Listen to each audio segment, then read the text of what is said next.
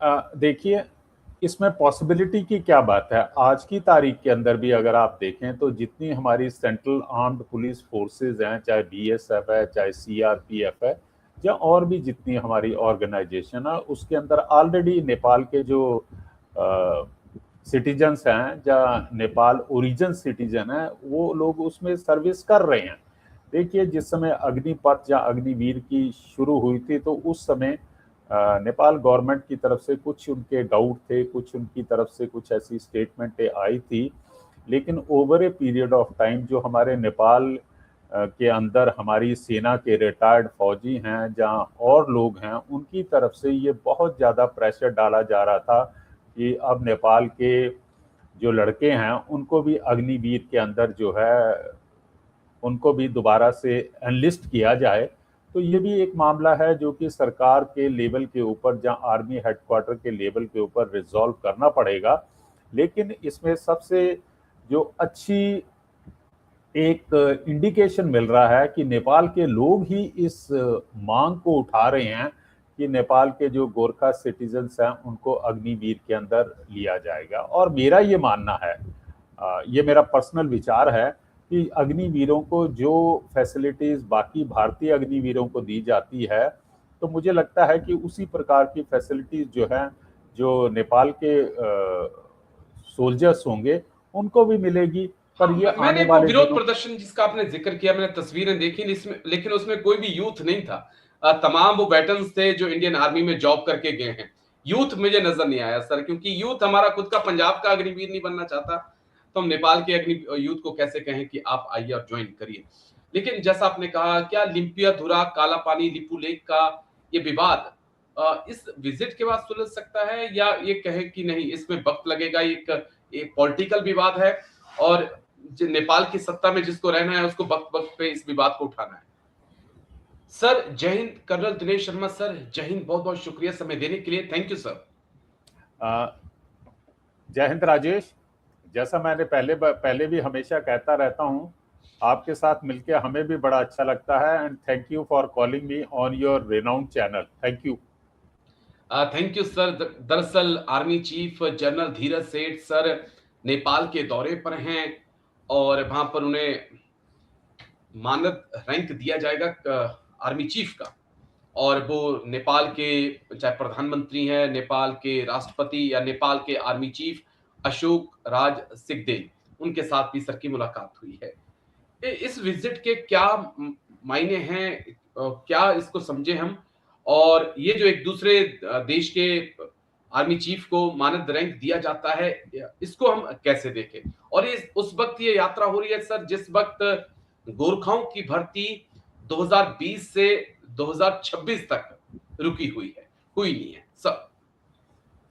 देखिए राजेश जी, ये एक परंपरा चली हुई है जो 1950 से इस प्रकार का ट्रेडिशन हमारे और नेपाल आर्मी के बीच के अंदर है, जहाँ की दोनों सेनाओं के सेना अध्यक्ष को ऑनररी जनरल की उपाधि दी जाती है। नेपाल के आर्मी चीफ को इंडिया के अंदर जो है ऑनररी आर्मी चीफ की दी जाती है और वाइसा वर्सा जो है वहाँ दी जाती है। हमारे आर्मी चीफ जो है बनने के बाद जो है उनकी 17 तारीख से लेके और 19 तारीख अगस्त तक जो है उनकी नेपाल की पहली विदेश विजिट है। तो इससे हम अंदाजा लगा सकते हैं कि हमारे और नेपाल के साथ किस प्रकार के दोस्ती के, म्यूचुअल ट्रस्ट, म्यूचुअल अंडरस्टैंडिंग के रिलेशन बने हुए हैं। देखिए, समय समय के ऊपर जो है उनके राजनीतिक जो रिलेशनशिप है उनके अंदर उतार चढ़ाव आता रहता है, लेकिन जो दोनों सेनाओं के बीच के अंदर एक अंडरस्टैंडिंग है या जो उनके संबंध है, उनके ऊपर किसी प्रकार का असर नहीं पड़ता है। अब आपने पूछा कि यह हमारे आर्मी चीफ का क्या मकसद है या किस नज़रिए से लेना चाहिए, तो देखिए, सबसे पहले हमें ये समझ लेना चाहिए कि नेपाल के जी। साथ हमारा बहुत पुराना दोस्ती का संबंध है। और ये भी कहा जाता है हिंदी में, हमारा रोटी और बेटी का संबंध है। हमारे बहुत दोस्ताना संबंध हैं। उसके साथ साथ जो है हमारी स्ट्रेटजिक सिक्योरिटी भी जो है वो नेपाल के साथ जुड़ी हुई है। हमारा तकरीबन 1700 किलोमीटर के आसपास का जो है ओपन बॉर्डर है। हमारे यहाँ आने जाने में एक दूसरे के देश के नागरिक आ जा सकते हैं, नौकरी कर सकते हैं और अपना व्यापार जो है या नौकरियां कर सकते हैं।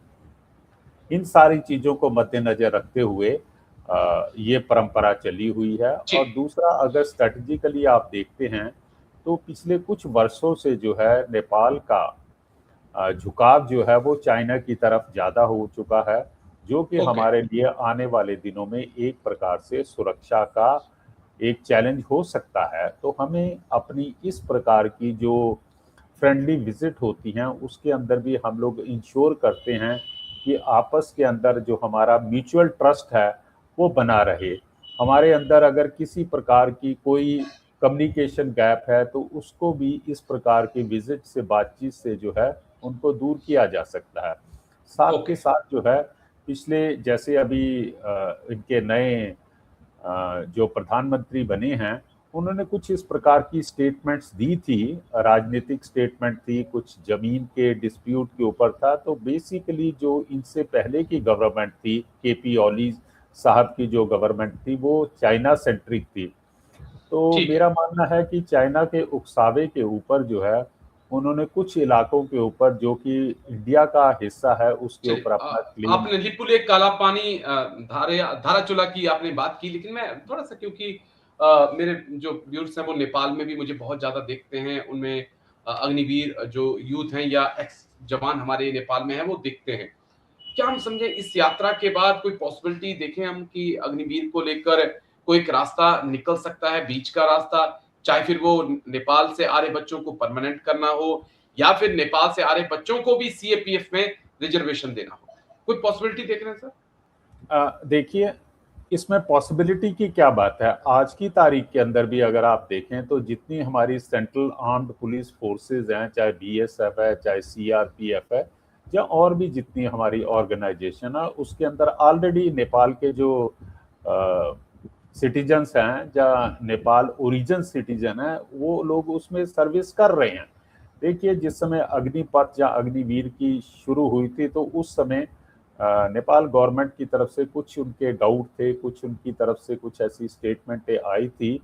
लेकिन over a period of time जो हमारे नेपाल के अंदर हमारी सेना के रिटायर्ड फौजी हैं, जहाँ और लोग हैं, उनकी तरफ से ये बहुत ज़्यादा प्रेशर डाला जा रहा था कि अब नेपाल के जो लड़के हैं उनको भी अग्निवीर के अंदर जो है उनको भी दोबारा से एनलिस्ट किया जाए।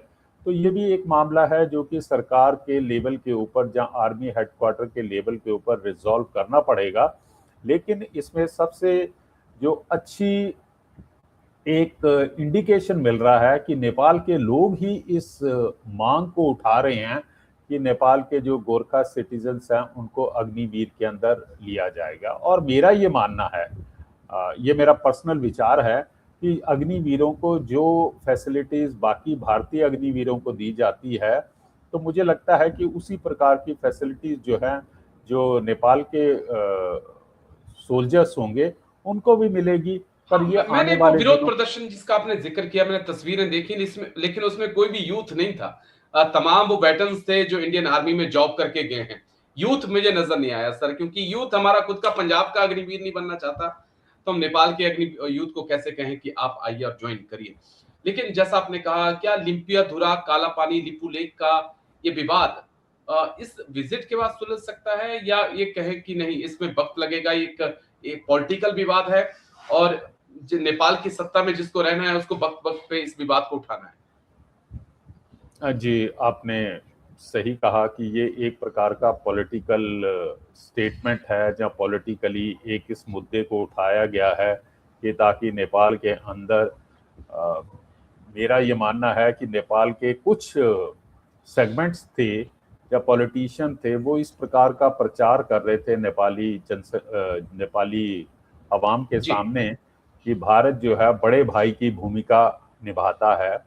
और अपनी सत्ता के लिए या पावर में आने के लिए उन्होंने इस प्रकार के इरिटेंट जो है बॉर्डर डिस्प्यूट का, दूसरा बिग ब्रदर की इमेज का जो है इम्प्रेशन क्रिएट किया गया था। ऐसा क्यों आपको लगता है या बाकी लोगों को लगता है कि ये पिछले 10 जहाँ 15 साल से जो है इस प्रकार की स्टेटमेंट्स वहाँ से आ रही हैं, जिस प्रकार की वहाँ पे चाइना सेंट्रिक जो है पार्टीज पावर में आई है, उन लोगों ने इस प्रकार की एक राष्ट्र भावना और ताकि जी लोग उनके साथ जुड़े रहें, उन्होंने इस प्रकार का भ्रम फैलाया है।